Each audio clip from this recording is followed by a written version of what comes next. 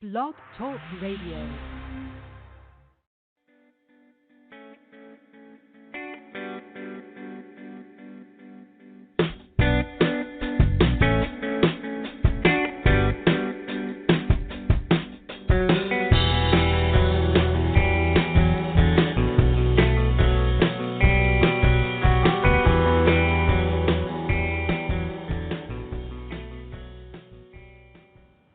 Hello, everyone, and happy Friday, happy weekend as we are entering the weekend. Once again, you're listening to the Psychic Talk Radio Network. This is The Doctors Are In, and we're taking your phone calls at 714-816-4628. I'm Dax Carlisle. I'm the executive producer of Psychic Talk Radio. I'm also the president of the Tarot Guild, and our shows on Friday and Saturday are sponsored by the Tarot Guild. This has been the organization for tarot lovers, students of tarot, and professional tarot readers since 2004. That's right, we're in our 16th year of the Tarot Guild, and in fact, we just launched kind of quietly behind the scenes, although we've been mentioning it on some of these Friday shows, a brand new social networking community website. So not just a static website, but I call it like Facebook for tarot. And you're going to find it at thetarotguild.com. Get the in there, or it'll take you someplace completely different. Anyway, thetarotguild.com. Come over, and it's free to join the website. It's free to use the website, and all of its features, just like Facebook. So you have all of these ways to connect with other tarot lovers. More on that later, but let me bring on my fabulous co-host. She is Dr. Rose Wilkerson. Hey, Rose. Happy weekend. Happy Friday. Hey, how you doing, Dax? Hey to everybody. Good morning, good afternoon, or good evening, wherever you are in the world. So great to be here. It's exciting to be here, and it's actually a 4-day. It's Friday the 13th. You know how everybody, oh my God, it's Friday the 13th. And there was all those Friday the 13th movies. I love the Friday the 13th movies. You know, actually Halloween was my favorite series, but I did like Friday the 13th too, you know. And every time it's Friday the 13th, it's on our show, which is really kind of cool, you know. But there's nothing scary or mysterious about 13, you know. I'm not going to go into it this time because on many other Friday the 13th, we've gone into the lore and talked about it. But, you know, 13 in numerology is just structure, folks. You know, 1 + 3 is 4. So it's a day of structure and building structure and making plans that are going to, you know, you're going to reap the rewards of those plans in the future, you know. And also, it's a one date. So 12, 13, 20, 19, you add all those numbers across, you get 19. 1 + 9 is 10. 1 + 0 is 1. So it's about self, you know, working on yourself, thinking of yourself, and thinking right now, you know, what research can I do? What plans can I put into place? What things can I work on today that are going to reap rewards in the near future? I'm doing that very thing. You know, I'm working on some things, you know, with my hypnotherapy practice and stuff that I'm actually, you know, now that we got that website up and running, I can shift my focus back to working on the hypnosis business that I do on the side. Yeah. So I'm doing the same thing today, folks. And the card of the day is the Ace of Coins, a 1 card. It's a 1 date and a 1 card. I love when we get these synchronicities like this. And the Ace of Coins, you know, I mean, that is a card, Rose, about, you know, a new business venture, new beginnings. All the aces are, you know, contain all of the potential of the suit. And coins or pentacles, it's the suit of earth, it's the suit of the material, you know, so there's the essence of prosperity, you know, new beginnings, especially career and business-wise, the beginning or essence of happiness and pleasure, abundance and physical energy. It's all in that Ace of Coins. So just perfect for today.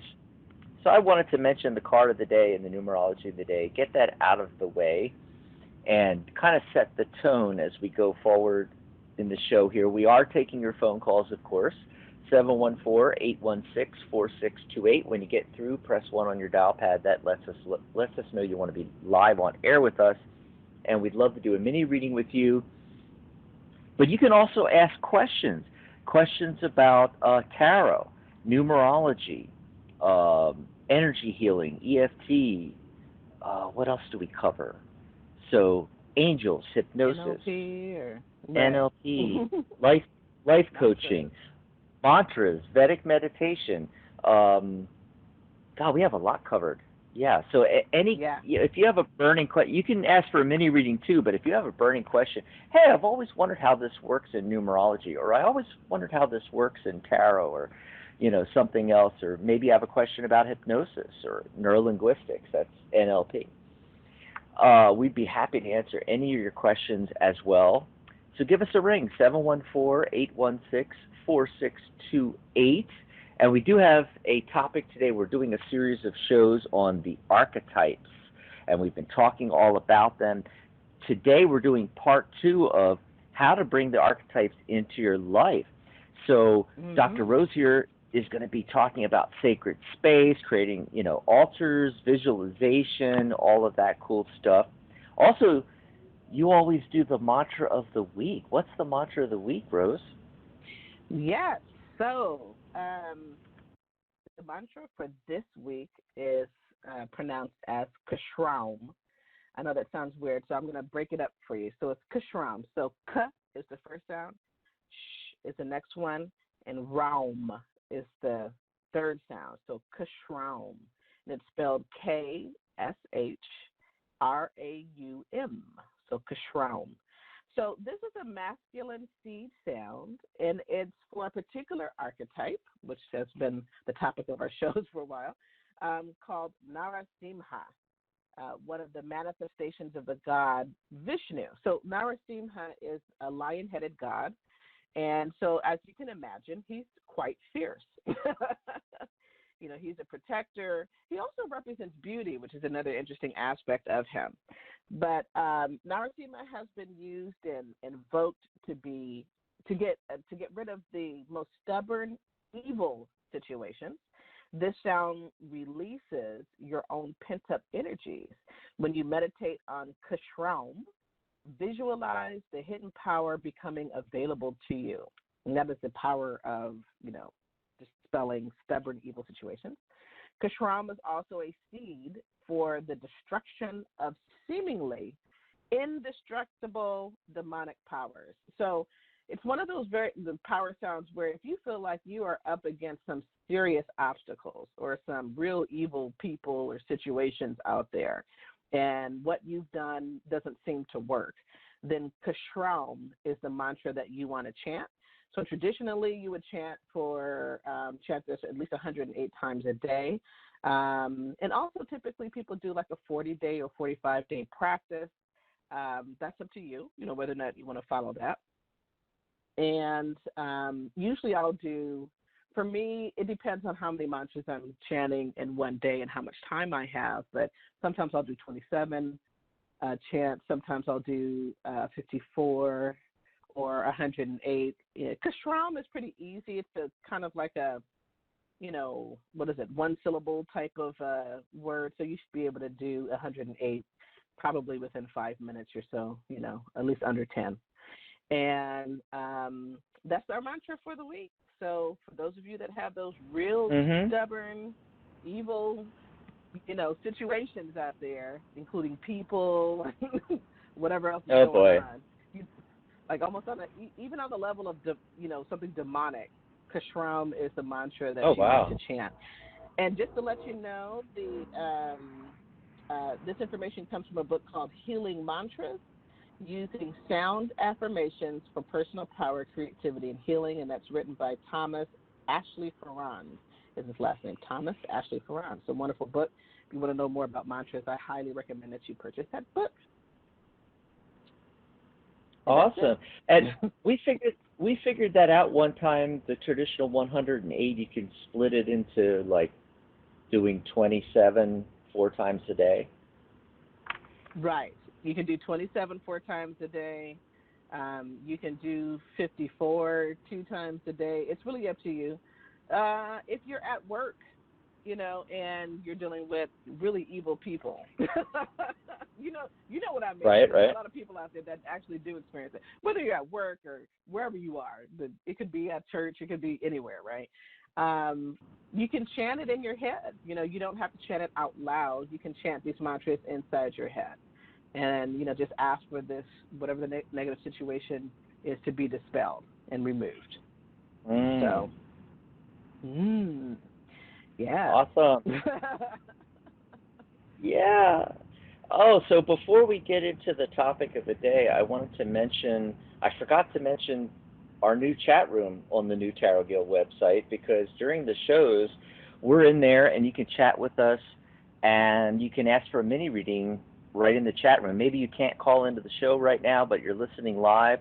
Go over to thetarotguild.com/chat, and you have to sign up for the website. It's 100% free. It's a one-button sign up. You click the Facebook or the Twitter or what have you. You can also use your email address, and you just sign up for the site and join us in the main room. You're going to click on main room, and we're right in there. You can chat with us during the show. You can comment, and you can ask for a mini reading. Of course, you're going to want to continue listening to the show however you're doing that. So either you call in and listen on the phone, or you can listen to us on Blog Talk Radio, psychictalk.net/live. There's a link to the Blog Talk Radio page always, so you can listen to the show on the player there and then open a separate tab and come into the Tarot Guild with us here into the chat room, thetarotguild.com/chat. So we would love to chat with you in here. We also got some people coming on the board here. Before we go into the topic, let's take a call or two and kind of mix things up a little bit, Rose. Sure. Okay. So our first caller is calling from area code 212. That's 212. Hi. Hello, caller. Give us your name and let us know where you're calling from. Oh, sure. Hello. My name is Bryn from New York City. B-R-Y-N, Bryn from New York City. Ooh, what a cool name, Bryn. Welcome to the show. Yeah, I know. Thank you. My mother was from Wales. It's a Welsh name, so it's well. Yeah, I knew that. Yeah, part of my family is from Wales, actually. Oh, great. Nice. The Perrys. Yeah. Oh, wonderful. Yeah, that's cool. All right, so I have a specific question. For quite a while now, I've been trying to develop a kind of psychic art modality. Now, I ask my guides a lot about it, but what I'm confused about is I get kind of two feelings about it. Is that, one, it's about like looking at a photograph of somebody and tuning into like what's surrounding them, and then another guidance I get, it's not so much about looking at a photograph, it's just going in front of a blank piece of paper and asking my guides to send me anything that they want me to draw, having nothing to do with a particular person who's like ordering a piece of artwork. So my question is like what is the right answer? What is the answer? Is it about me, say, like tuning into a person either by photograph or just tuning into the name, or is it just like asking my guides without having to do with any person in particular, just to do a kind of visual art that's channeled? So that's what I'm trying to get around here. Oh, that's fascinating. Yeah, it really is. The whole thing. I mean, some of what I'm getting here Actually, I'm going to put Bryn on hold there, Rose, because there's so much background static that it's really loud. Okay. Okay, so, yeah. We'll bring you back, Bryn. Don't worry. We'll bring you back, yeah. But sometimes on the line, you can't even think because there's so much. Right. Anyway, so as I look at this, okay, so the High Priestess shows up, and she's balanced, and she's between these two pillars, and the feeling I'm getting from this whole thing is that it doesn't have to be an either-or thing. And I don't know, when we bring Bryn back on, we can ask him about this, but, it doesn't have to be either-or. You can do both. And that seems to be kind of the answer that the tarot is leaning towards. Now, I did pull cards for each possibility, and I got the Hermit card for, focusing on a particular individual, getting a psychic impression from a photograph or something along those lines that you were talking about. And I got the Knight of Wands in regards to focusing on what your guides want to tell you and going that route. Okay. So the Hermit is kind of sitting still. And the Hermit card is often about taking a step back and looking at everything. Wise counsel sought, it has meanings like that, seeking self-knowledge, awareness, acceptance, different things along those lines. He's shining his light. He's holding that lantern. He's shining his light of wisdom on others. And that's basically, what you would be, that's what Bryn would be doing in that situation, Rose, is doing that. Oh. But I get a feeling of delay, you see. Whereas with the Knight of Wands is galloping forward. Wands is the fire energy. It's following your passion. Initially, I think you're going to get more out of going with your guides. And whether it's, I don't know, putting down a blank piece of paper and just, writing or drawing whatever, comes out. I don't know what that form will take, but it's going to be more about, you're going to be more passionate about that, and it's going to be more in alignment with following your passion, and things will happen much more quickly if you at least start there. And it doesn't mean that you can't do the other later on, you see. So that's what I'm getting. Does that help you out, Bryn? Yeah, no, that's very interesting. I feel your answers to that is kind of very, because I was actually doing the two things today, and I felt I did the first thing, which was just go by what comes to me, and it seemed to come easier than looking at a photo and then sort of tuning in, doing that. So I feel maybe as I get used to more the fluidity of connecting with my guides in that first way, where it's the wands, that it will give me more ability to do the other at some point. That's right. And you initially mentioned it as like psychic art. And from scanning other people's images and gleaning information, that doesn't seem to be as conducive to the creation of art as tuning in with your guides. And if you think if you think again about the Knight of Wands, and he's holding that wand, wands can represent a lot of different things, like a paintbrush, hint, Right. Yeah, exactly. It's indicating a more creative process than the other process. I see. Yeah, that makes sense.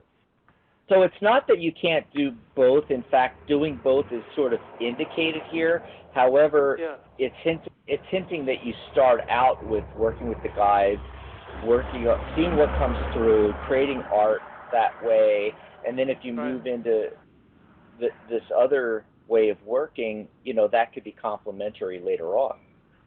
I see. Yeah, that makes sense to me. Okay, that's great. Great. Well, thanks for the Thank call, you. Bryn. Enjoy All right, the rest of thanks your a lot. weekend. Yeah. Bye-bye. Thank you. Okay. Awesome. Did you want to take another caller? Let's take one more caller, then we'll go to the topic of the day, and we'll come back to calls. Okay.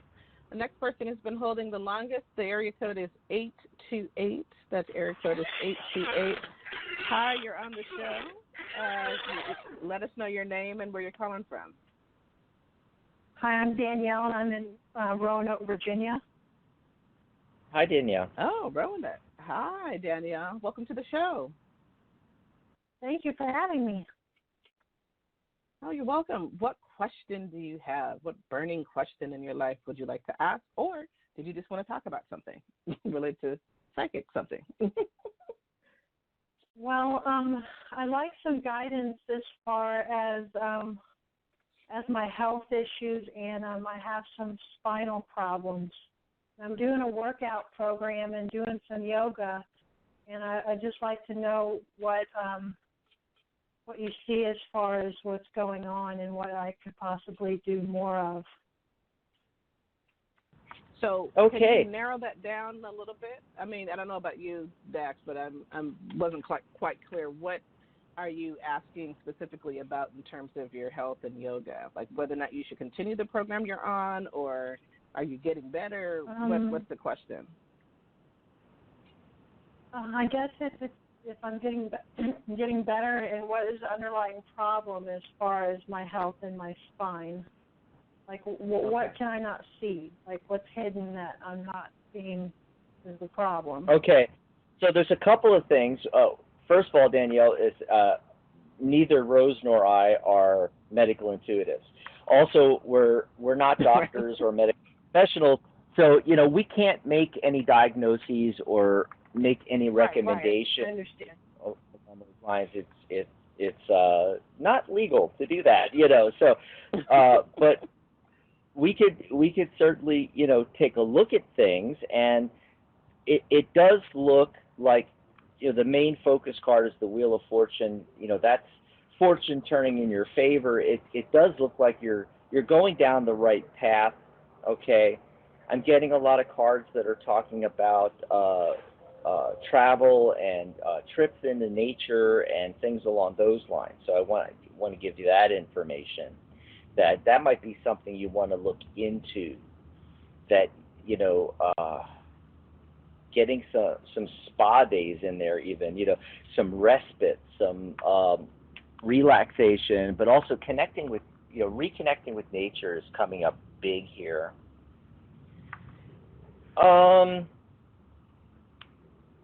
Let's see. So we got the Queen of Swords showing up. She's got that single sword. Swords are thoughts and ideas. And this is indicating seeking out some complementary or alternative health practitioners that deal with the mind, that you could get, even though this seems to be a physical ailment, in reality a lot of it is connected with your mind. And seeing some practitioners that work with hypnotherapy and NLP and emotional freedom techniques, EFT, things along those lines would be of great benefit to you as well.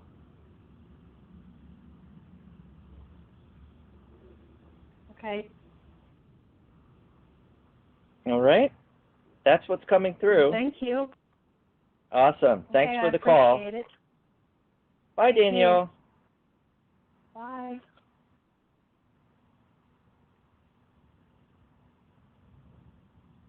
Awesome. So you have Rose. Are you there? God, you got quiet. Rose? I'm sorry. I had myself on mute and I was talking. You didn't Oh, hear me. that's what it was. I was like, "Where'd she go?" You know, I knew you had put Danielle back on hold, and but yeah, that's so the tarot tells you what you need to hear, and reconnecting with nature came up really strong, as well as a lot of these things that we think of as physical ailments are really do have a mental base.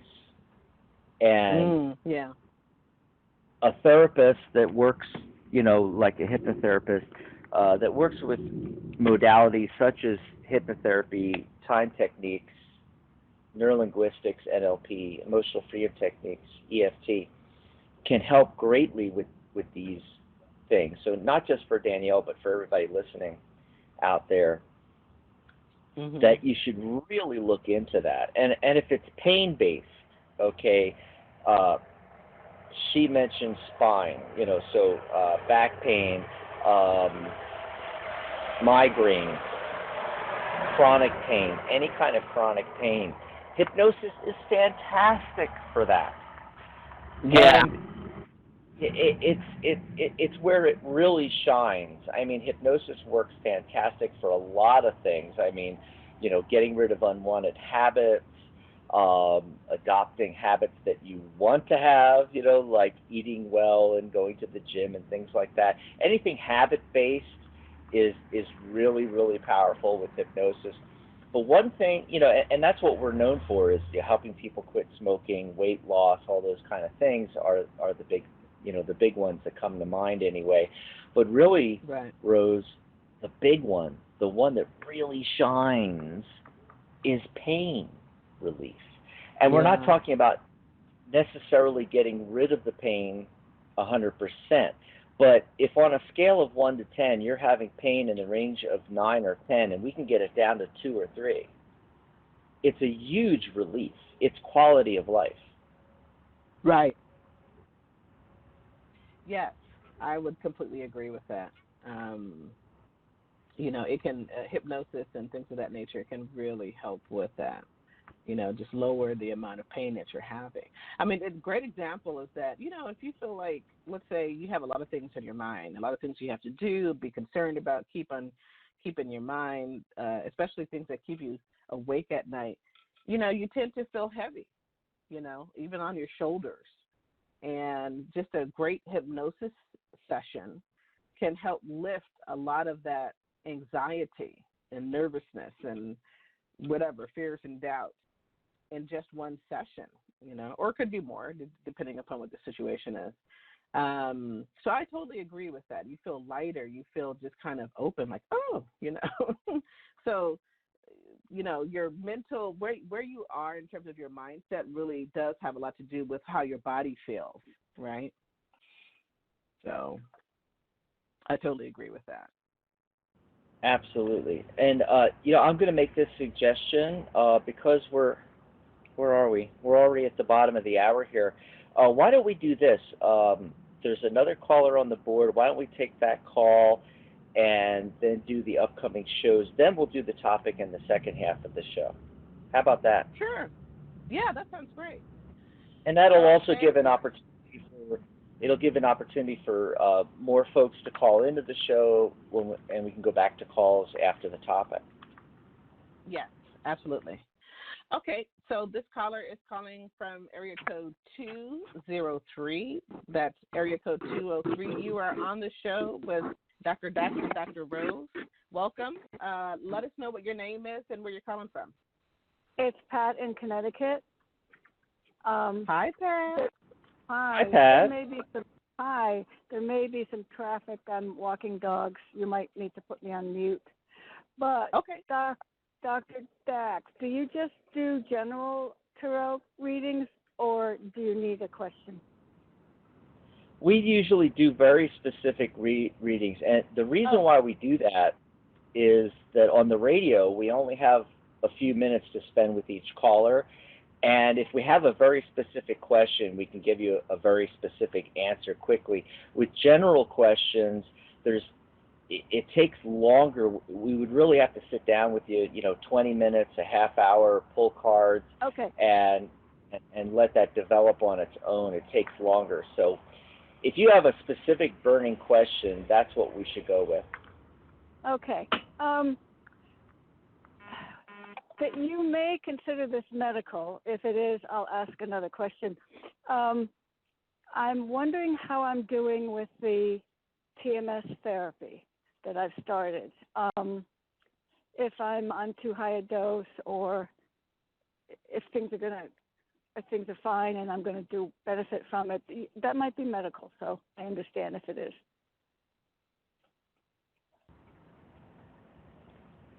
Yeah, that is a little bit on the medical side. Okay.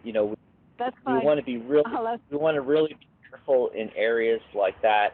I mean, I am getting positive cards. I mean, the Knight of Cups, the Eight of Cups are suggesting some return to emotional balance and moving away from the issue that it is happening. And you end up with the Ten of Cups, which is very positive. It's happy home life, hearth and home, and family life, and joy and harmony and balance. It looks like you're on the right track with that. So without getting, us into trouble and getting too medical, yeah. I'll just leave it with that. You look like you're going in the right direction. But if you want to ask another question, I could pull some cards. Yeah, go ahead. Thank you so much. Will I see my son and his family over the holidays? Over the holidays, let's see. We got yes, yes, yes, yes, yes. 5 yes. Wonderful. Okay, I won't put pressure on them. Thank you so very much. It's better to. In fact, a lot of cards that are showing up here, they're all 4 cards, and this is really weird because it's rare, Rose, that we ever get, when we ask a yes/no question, we get 5 out of 5 yeses, right? And the interesting thing is, remember when I was talking about the numerology of the day? Today's a 4-day, 13, 1 plus 3 is 4 structure, and 3 of the 5 cards, the central focus card and the bookend cards, the ones that are on each end of the reading, they're all 4 cards. They're all about structure. And, one is the 4 of Swords, which is a card of kind of taking a step back. And so that's in perfect alignment with what you said about, not putting any pressure on, just let it evolve on its own. Exactly. Yeah. And yes, there's also a lot of stress within the family, so it's a constant exercise for me to step back, not take things personally, not bring myself into the picture because they're so busy. So that's right. And you may end up being surprised then. Wonderful. Thank you both so very much. I appreciate it. You're welcome. Okay. Thanks for calling in. Have a great holiday season. You too. Thank you. Bye-bye. Enjoy the rest of the weekend. That was a nice call, and that opens the phone line. Yeah, so we're going to do the upcoming shows, tell you what's happening on the network, and also we're going to be talking about how to bring the archetypes into your life. Part 2, this is going to be fun, but this is a good time to call and secure your spot now for later in the show, because after the topic of the day, we might actually have time to take some more calls. So you want to get in now and be the first in the queue there at 714-816-4628. As soon as you dial in, press 1 on your dial pad so we know that you want to be live on air. That's 714-816-4628. You can also send us a message in the chat room at thetarotguild.com/chat.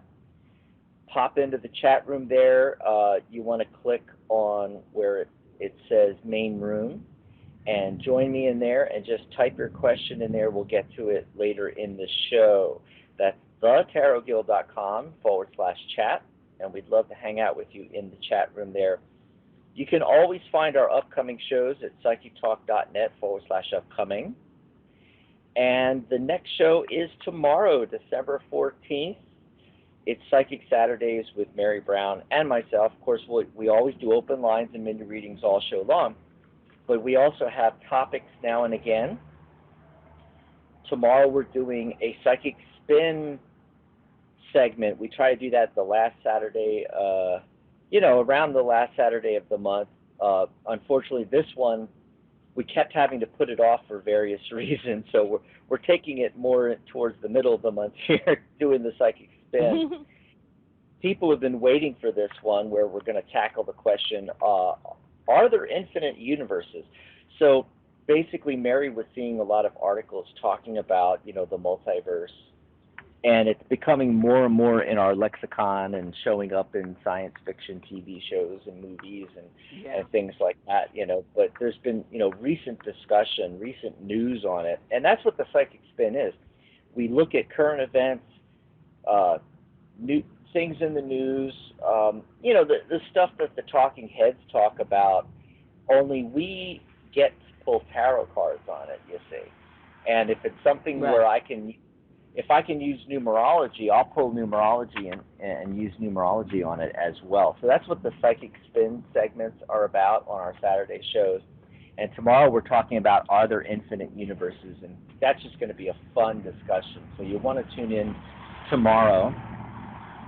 And Angelic Realms is normally on this Saturday coming up. Sunday coming up, the third Sunday of the month. But Maria's on hiatus right now till 2020. She'll be having new shows in 2020. So there's no show on Sunday, but on Monday it's a double feature with Wisdom of the Soul with Janice Fuchs, and followed by Compassionate Light, Healing, and Guidance with Catherine Hahn. Catherine is continuing her new series of shows on The Heart of Service. It's a great series that she just had the first show on it last Monday. It was great. So tune in on Monday. Yep. And then we'll be back on Friday, December 20th, Rose, and we don't have a topic. We're just doing open lines all show. Oh, cool. Okay, that's next week. Okay, cool. Yeah, next Friday.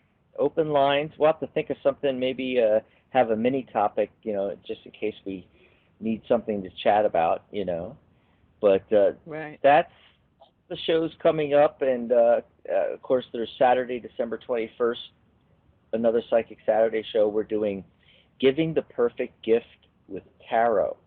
So we're going to be talking about using tarot, and it's just a few days before Christmas Eve, so it's like, if you have those last-minute gifts to buy, or maybe, Rose, that dreaded person that has everything and you don't know what to get them, we're actually going to have a spread, too, that you can use in helping you with tarot to pick the perfect gift, and we'll be talking about that, and so that is 1 week from tomorrow. So that's the stuff that's coming up. You can check it out at psychictalk.net/upcoming. Awesome stuff here. All righty. Yeah. Great lineup. Yep. So while we're waiting for folks to call into the show, we can do the topic. I did want to mention again real quickly, if you're interested in tarot, if you're a tarot lover or a tarot professional reader, or maybe you're just interested, come over and join the new website. It's free to join the website, thetarotguild.com.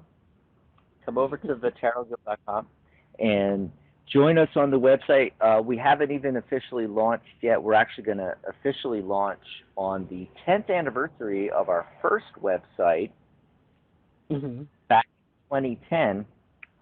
January 20th, 2020 is our 10th anniversary. And on the 18th, we're having a special episode. We're talking about our very first ever tarot, our first radio show we ever had 10 years ago, Tarot Today Radio, and our first website, which was built on the Ning platform, which is a platform for creating social networking, Facebook-like websites.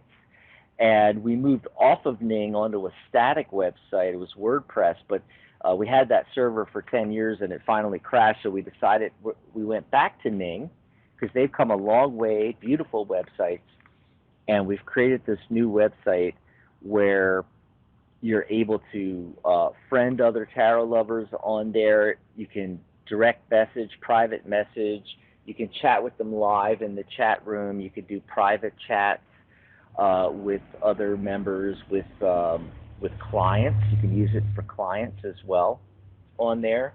And we have forums and groups. We have videos and events. All the features you find on these big, social media type websites like Facebook, but with none of the negative stuff. It's all tarot all the time. Yeah, that's the main thing. We already have over 50 people on there already, and we haven't even launched yet. So come over and become an early adopter of thetarotguild.com. So, part 2 here of our series, how to bring the archetypes into your life. You want to take that away, Dr. Rose? Absolutely. So I've been talking about archetypes, and for the past few shows, and also on my YouTube channel, I've started a video series on archetypes. And basically, just a quick recap. Archetypes are what we call gods, goddesses, angels, ascended masters, spirit guides, saints, animal totems, etc. Typically, these are beings of light and sound. In other words, they exist on frequencies that we actually cannot perceive with our normal, everyday eyes and ears and whatnot. In other words, on rare occasions, people may see an archetype, like an archetype, an angel that will materialize or appear before them, but it's not always the case, right, in our day-to-day kind of lives. So in the Vedic master, his name is Dr. Bhaskaran Pillai, he talks about these are beings of light and sound, and those are connected to mantras, right? Showing the light or using a candle to kind of energize the archetype or the statue of an archetype, or chanting a particular mantra, which is a sound, kind of it attracts them. It creates that. It's like their personal cell phone number, if you will.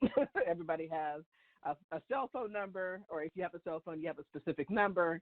And when you dial that specific number, you get that person, right? So that's kind of like how it works with archetypes in a sense. So today's topic is about communicating with archetypes. Like, how do you communicate with them? So I've talked a lot about what archetypes are and what they can do for you, but how do you communicate with them? How do you bring them into your life? So it really depends upon the tradition, number one, or the spiritual practice that you're doing, but I can give you some basics on that. I'll also talk about how to set up an altar or meditation space so that you can communicate with the archetypes, and they might be able to communicate with you, depending upon your psychic ability or development. So here are some methods to communicate with them. Of course, if you're talking about archetypes that come from India, for example, chanting a mantra is connecting with an archetype. Many mantras that I have given, not all of them, but many of them are connected to particular archetypes. So like today's mantra of the week is Narasimha, which is the lion-headed god, and who's a fierce protector, get rid of those stubborn, evil situations. And Kashram is his mantra. So you would chant Kashram to attract that archetype. Or if you are dealing with an archetype that does not have a mantra per se, chant their name. Usually, like if you talk about angels or gods or goddesses, ascended masters, spirit guides, especially ones that have been passed down from generation to generation, their name means something, and it carries a certain vibration to it. So you can chant the name of an archetype to attract them. Reading their mythological stories. I think I talked about this maybe in an earlier show. Reading their stories can help you make a connection with them, especially in terms of your own consciousness, right? A lot of stories out there, especially with gods and goddesses and things of that nature, they have very miraculous stories, or very, I would say, dramatic stories, right? They're not boring in any sense of the word. Maybe they fought against some great evil or something like that and had some difficulty, but in the end they overcame, something like that. Or maybe the particular archetype had some kind of lesson that they learned, and that will benefit you in some form or fashion. When you're talking about saints, especially saints that are, I don't know if you call it worshipped, but people are devoted to in Christianity, there are stories about their lives and what kind of lives they led. Sometimes it talks about the miracles that they created, or, what kinds of things that they did, how, what was their relationship like with God, So reading those stories about them helps to awaken them within your consciousness. So, make sure that you participate in doing something like that. Read about them, find out about them, right? Another way to communicate with them is creating a sacred space for them. That could be an altar or a meditation space, and I'll talk a little bit about what you can do for that in just a moment. You can meditate on them. One of the best things I love to do is visualization. And typically what I do is I take a picture of the archetype, whatever that picture is, and I stare at the picture and memorize all the different aspects of that image, especially the image of the archetype itself, right? And some pictures have lots of things happening around them, and that may not be what you want to focus in on, but I focus in on what the archetype looks like. Look at the eyes, the face, the body, all of that, their hands, all of that. And I usually dim the lights or turn them off, and I close my eyes, and then I visualize that same image that I was just looking at on a card or online, or wherever the image comes from. And I might say a prayer, or just, say a hello, a greeting, or something like that. And then I let the image come to life in my visualization. I let the image move. I let them just talk. In other words, when I say let them, I'm not saying that I'm controlling them, but that I just allow it to come to life and be whatever it's going to be. So I may see the image and I might ask a question. I have a burning question about something going on in my life. Could you help me? Could you guide me? And just be open to what comes up. I don't try to control it, or put words in their head kind of thing. Just let it come up. And it's kind of a weird thing for me. Like when I do this kind of visualization meditation, which I've done for, most days of the week, for several weeks now, it's like the message comes from deep within, almost like from my belly. For some reason, it just kind of comes up, and, the archetype will say something, or, something like that. So that's one way. I love doing visualization. That's an awesome way to get in contact with the archetype. And as Dr. Dax has spoken with us about the tarot being archetypes as well, you can do the same thing with tarot cards. You can take a particular tarot card. Maybe this is something that you're trying to, for those of you who are studying it, it may be something that you're trying to figure out about them, or something that you want to, kind of dive more deeply into. You can take, you visualize it, look at the tarot card, for a few minutes, and then close your eyes and visualize it and let it come to life and speak to you, Prayer works as well. There are a lot of prayers that are traditional. So if you are dealing with archetypes that come specifically from Christianity or Judeo-Christianity in some form or fashion, there are the prayers that people do with the rosary, or the rosary itself.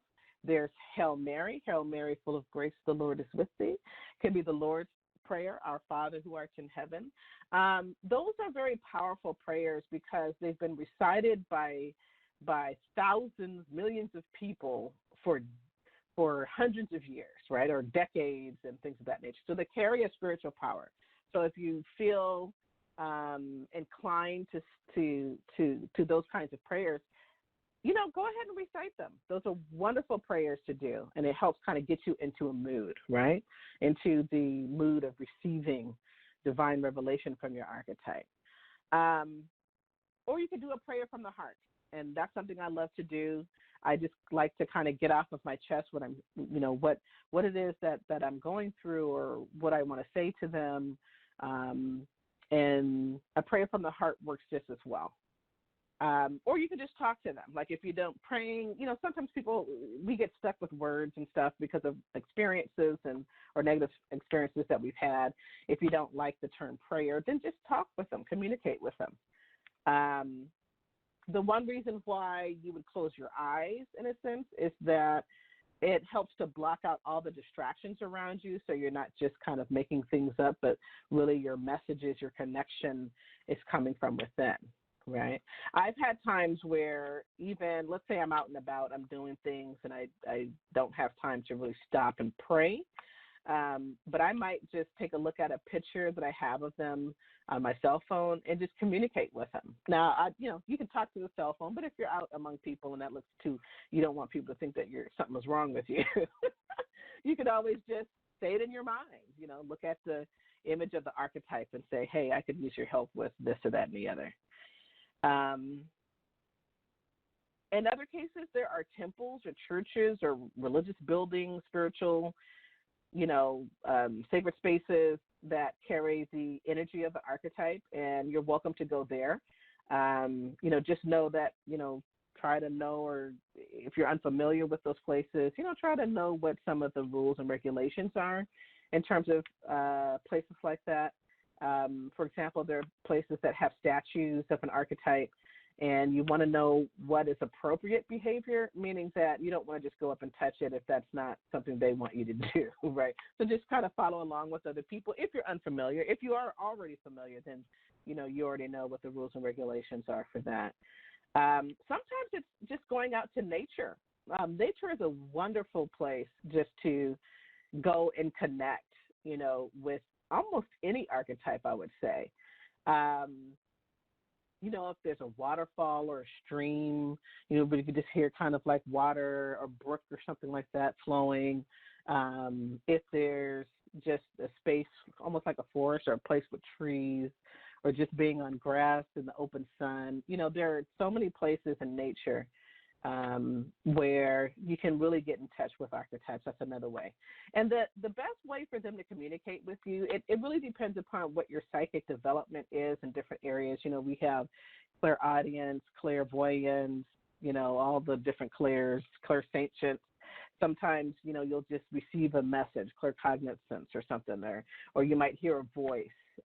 Maybe you'll see a little bit of energy somewhere, that may mean something to you. But they communicate in different ways. And typically, they communicate with you in different ways because that depends upon your development. But typically, you have to slow down in order to get that message, right? You need to, that's why people close their eyes, so they prevent distractions. Or you do slow breathing, just breathe deeply. Just kind of slow things down. Slow down the thoughts in your mind. And it's always good to take some time to do that before you do communication, if you're able to do that, because that helps you to get into a more receptive mode. There have been plenty of times where I've gone into meditation and I've asked questions or this, and I don't really get a response, but I know that they received the message, they just didn't get a response. And then later on in the day, I might be doing something where, my mind is a little bit quiet, and all of a sudden, boom, an answer will come. So that can happen, and it's usually because you're in a more receptive space, right? So those are some methods in terms of communicating with archetypes. I'd like to talk about setting up an altar or a sacred space, or even a meditation space, if you prefer that, to communicate with archetypes. Now, altars are sacred spaces. some people have an aversion to the term altar. It really is just a space that is committed to that particular archetype or archetypes, to the energies of that space. It's not something that you want people to be necessarily touching a lot. It's not like a common traffic area like your living room or the threshold of your front door coming in and out, that type of stuff. You don't want that to happen. This is a special space that you create. It could be as large or as small as you need it to be. And basically, the purpose of an altar is to build a relationship with the archetype.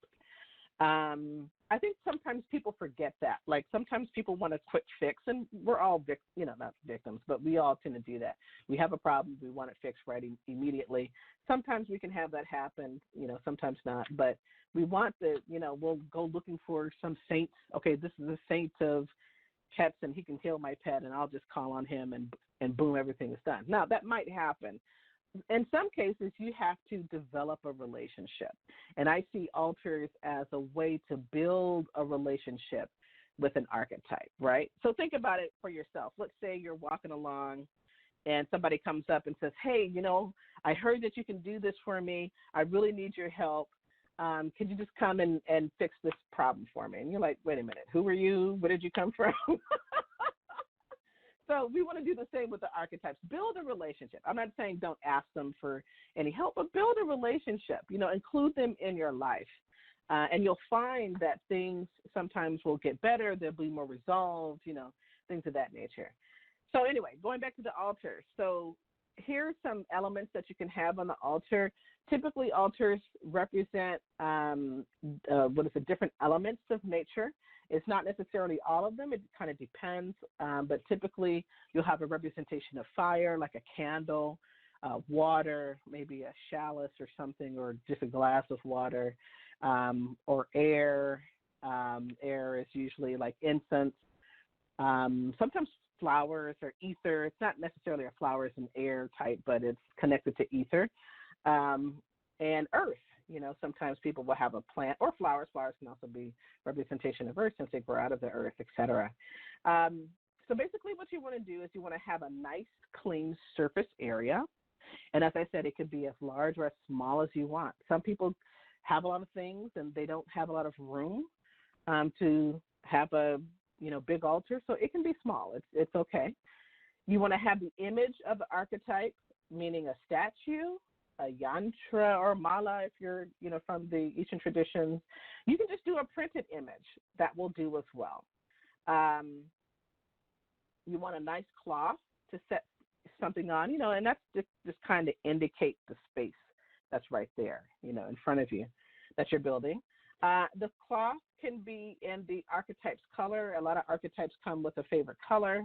Not that it's about a favorite color, like they like it so much. Sometimes it's about that, but it's typically it's a frequency. Color is a frequency, right? And archetypes vibrate on frequencies, as I mentioned earlier. So if you know the archetype's color, then you can have the cloth be that color. If you don't know what the color is, white will do, or something nice that makes you think about the archetype in particular. Helps you to get in tune. You can have a candle. A dish or a cup for food and water offerings. I do water offerings. And no, it's not like they eat as we do, like if you're going to chew it up or things of that nature, but you're offering something. You treat your archetype like you would a guest. Here's a little food. And in terms of what kind of food and water, so different traditions, you have to do some research depending upon what archetype you're calling on, because different archetypes like different foods and different traditions deal with that. I tend to, if I don't know specifically, I tend to go for something that's more natural, like, fruit, for example, or dried fruit, something along those lines that is okay for most archetypes. If you get something from your garden, flowers can be offerings, but typically they're not eaten necessarily, but you can offer flowers, that kind of thing. In terms of flowers can also represent earth as well. Maybe there's a nice plant that you would like to have on your altar or sacred space. That's a possibility as well. So the simple procedure, this is just generic, right, for getting in contact with the archetypes with your altar or meditation space. Light a candle, maybe light incense if you have it, And the first thing that I would do is I call it a call to the archetype. So you can do a prayer or your own heartfelt prayer or traditional prayer. If you're talking about archetypes from India, typically they start off with chanting a Ganesha mantra, because Ganesha removes all obstacles, all negativity, opens the space for the archetype to be there, and then you chant the archetypes mantra. Or if you don't have any of that, you can just chant the name of the archetype over and over again. That's one thing you can do. The second thing I would typically do is to give offerings of food and water, a special treat, of some sort. But, a lot of archetypes like sweet things. That's one thing I've noticed. And then it also, I would also say that sometimes that changes their disposition towards you or something when you offer them sweet things, like, ooh, dessert, we're like that too, right? Human beings love sugar and sugary things, so we tend to be sweeter when we have those things or we're offered those things. Sometimes people will offer chocolates or candies or something like that, If you don't know, like I said, do your research and find out specifically. But usually something sweet is okay as well. So what kind of communication do you do? So after you've communicated, prayed to them or chanted to them or whatever, and you give offerings, what's next? Well, state your request. What is the reason that you're contacting them for? And it could be specific. I need help with this area of my life. That's okay to say that. Or maybe you just want to know, you just really want more of them, more of their energy, more of their abilities in your life. You can do that. You can request to have them transfer their powers to you, their attributes and qualities. Maybe you want to be more compassionate and loving. Maybe you want to be more disciplined, maybe you need more protection. It's whatever you need. Or you want love, or you want money, these things. You can communicate that. You can even have them say, live inside my body. Remember, these are beings that don't exist on the same plane, on the same frequencies as we do, so they can go inside your body. If you're suffering from something like a physical ailment, you can ask them for healing. Or you can just do a prayer from the heart again, stating your concerns, asking for assistance, asking them to be with you. Hey, you could even tell them, I have a really toxic work situation. I would like you to come to work with me. You can do that as well. Or just do straight communication. You can say it out loud, whatever it is, say it silently. Write a letter. Some people write letters to their archetypes, which is a wonderful thing. I've even seen this is more related to candle magic, but they'll write a request and they put it under the candle or they put it under the image of the archetype. Writing letters is a wonderful thing to do as well. And they will receive and read and they understand, okay, this is what you need, right? And then at the end, I just close it. So typically I express gratitude. Now, for me personally, actually, I do gratitude at the beginning when I'm at my altar. Just, I express gratitude even for things that I'm not even sure if they had any involvement in it or not. What do we call it? Expressing gratitude for those things that you don't see, that you aren't aware of, that they may be doing in your life if you've worked with them before, right? For the things unseen as well as the things that you do know about. Expressing gratitude for the changes that are going to come. That's like an expression of faith, right? Like, okay, I stated what my issues are and what I need help with, and I thank you for those changes that are coming, Thank you for just listening and being there, And then at the end, you blow out your candle.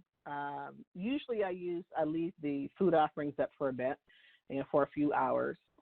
So in some traditions, you can actually eat the food offering, and in others, you have to dispose it out in nature. So you want to make sure what you do is accurate either way. I've had archetypes where you would offer food, like you could offer something like tacos or enchiladas, something like that, cooked food. But if you were to look at that hours later, there's something about what happens to that where the archetype consumes it in a way. Like it's kind of like tasteless. It's almost like it's just cardboard or something. They really grab the essence. Some archetypes feed off of the essence of the food, and it may not be something you want to eat because it's, it's almost like it's dead, So anyway, again, you have to know the tradition and what that's done. In India in particular, when you offer offerings to the archetypes, the gods and goddesses, after a few hours, you can eat them or you can give them to other people to eat because they're considered blessed, okay?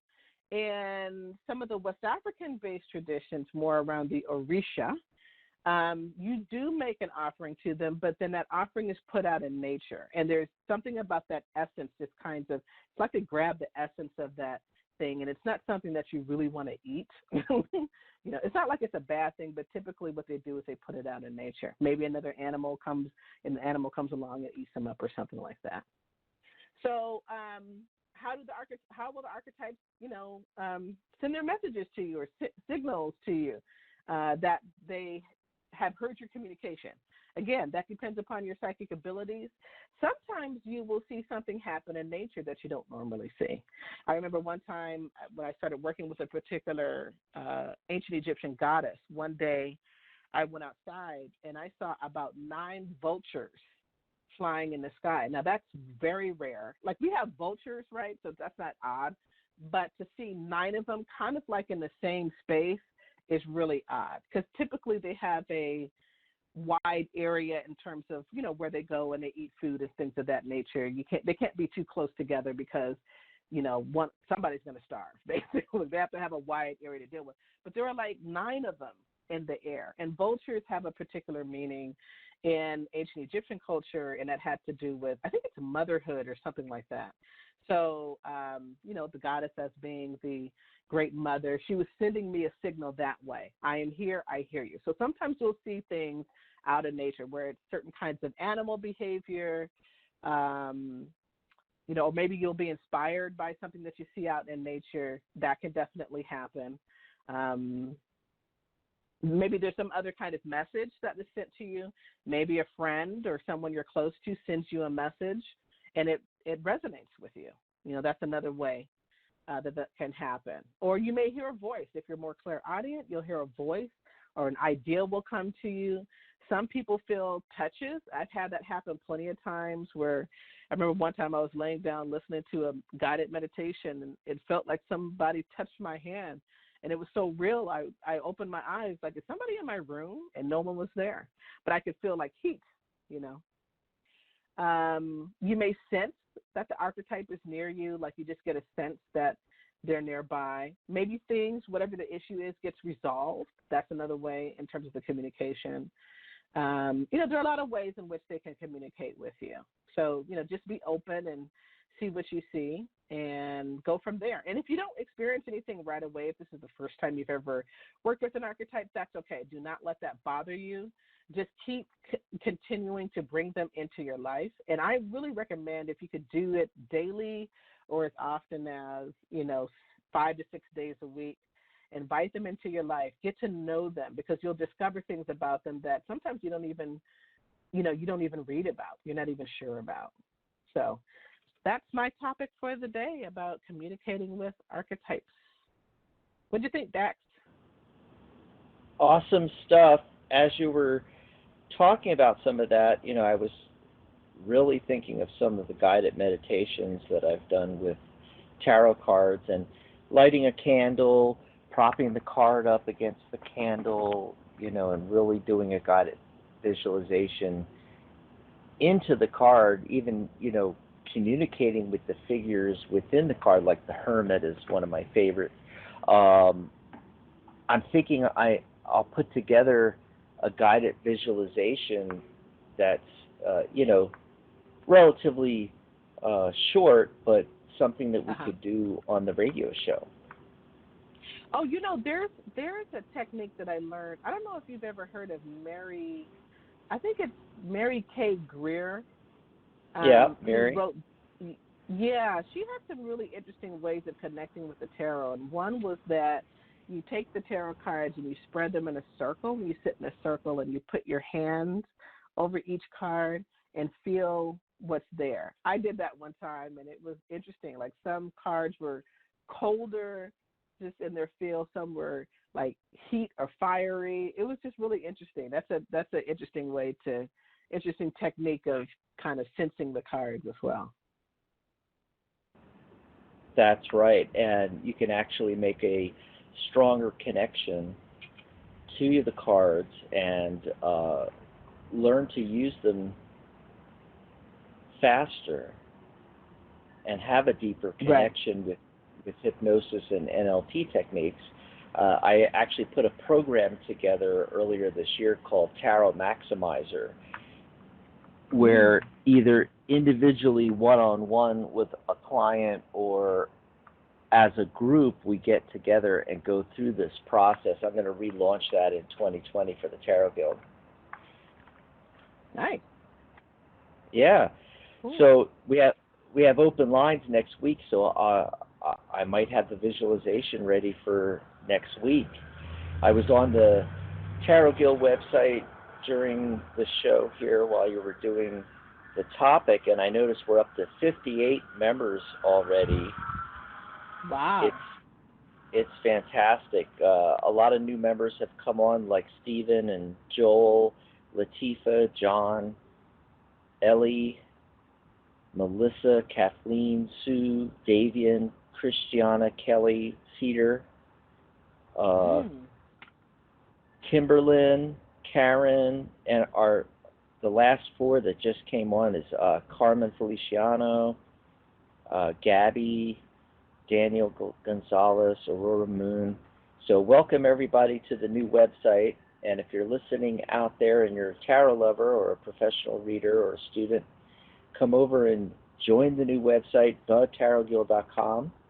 I also wanted to mention that if you have any ideas, folks that you'd like us to interview here on the show, topics that you'd like us to discuss on the show, you can message me, right from the website. Actually, Dr. Rose is on there as well. You'll find her under members. I have a URL that goes right to my page. It's thetarotguild.com/DAX. And you can message me right there on the website. Yeah. Come over and let us know what you'd like us to talk about, folks you'd like us to interview, topics you'd like us to cover on the shows. And also, if you want to book a private session, you can book them right on the page there at thetarotguild.com/DAX. I've got a whole bunch of different offerings at different price points, so there's one that's going to fit you. I even have quick chat sessions, live chat sessions that I do a reading for you. These are quick ones because sometimes you just need some fast answers, and it's a little bit longer than I could, longer than we can spend on the radio shows, but I could do, 10, 15 minutes with you. It's just $27, and I get into a private chat with you on our chat room on thetarotguild.com or on Facebook Messenger. I also have email readings for $37, and then I have live sessions via chat, Skype, Facebook call, or phone for 20 minutes, 30 minutes, 45 minutes on there as well if you want a longer session. All right on my page at thetarotguild.com/DAX. So that's it. I'll be back tomorrow with Mary. Looking forward to that show, Are There Infinite Universes? And Rose and I will be back next Friday. I can't wait. Yes. And that's an open show, everybody. So just come and get your readings done. Readings before Christmas. That's right. Yep, we're going to focus on the readings, open lines. You can call in and ask questions about tarot and numerology and Vedic meditation and mantras and hypnosis and, all the topics that we cover. You can ask for a mini reading as well. We'll focus on that. But, we might have something to chat about and maybe even do that guided visualization for, 10 minutes or something. So lots to look forward to. Yeah. So come join us on the Tarot Guild site and chat with us. We have the live chat on there and instant messaging and everything like that. And I'll talk with you next week, Dr. Rose. Yeah, we'll see you. Have a great week. Have a wonderful week, everybody. And take some time out to breathe a little bit during this holiday season. Sometimes it can be very stressful for people. Oh, yeah. So just breathe and know that everything will be okay, and call on that archetype if you need one for help. That's right. And, I forgot to mention it. I should have mentioned it in the beginning of the show. But if you're still listening to us, we actually have a really great article on that. I'm looking for it now. Where is that article? Gosh, where did it go? It's under articles, thetarotguild.com/articles. A guide to surviving the holidays stress-free. And a lot of it's using tarot. So it's just right up your alley. Go check that out. I also offer some links to some de-stressing using various NLP techniques, emotional freedom technique, and so forth. All in that article, a guide surviving the holidays stress-free, right there under articles at thetarotguild.com. And we also did a radio show, Mary and I, about that. And it was the same name of the topic, Surviving the Holidays Stress-Free. And there's a link right there on that post, on that article. And you can listen to the radio show where we talk about that, Surviving the Holidays Stress-Free. So there you go. I want to thank all of our listeners and all of our callers, because we don't have a show without you. And you, Dr. Rose, thanks for being here. Well, thank you, Dax, and everybody, again, have a wonderful, wonderful week, and we'll see you next Friday. Bye, everyone. Bye, Rose. Bye-bye. Bye, Dax.